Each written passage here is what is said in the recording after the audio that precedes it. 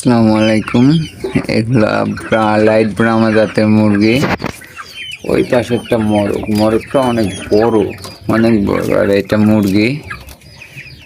তো মুরগির বয়স 4.5 মাস চলে, কিন্তু মোরগটার বয়স আপনার প্রায় 6 থেকে 7 মাস হয়ে গেছে। আজকে হলো ভাবতেছি সবাইরে গোসল করাবো, মানে বাইরে ছেড়ে দিয়ে পানি দিব, তাহলে সবাই যাদের মতো গোসল করে নি। কারণ আমি প্রতি 10 দিন পর পরই আমি গোসল করাই। মানে একটা রুম আছে, ওই রুমের মধ্যে ছেড়ে দেয়, ডিশে পানি দেয়, সবাই যাদের মতো গোসল দেয়। 2-3 জোড়া গোসল দেওয়া হলে আমি পানি আবার চেঞ্জ করে দেই।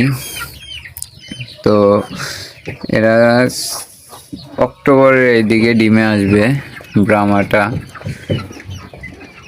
তো ভাবতেছি কিডনির ডোজটা করাই নিব। আলহামদুলিল্লাহ কোয়ালিটি অনেক ভালো আছে, ওজনও অনেক ভালো।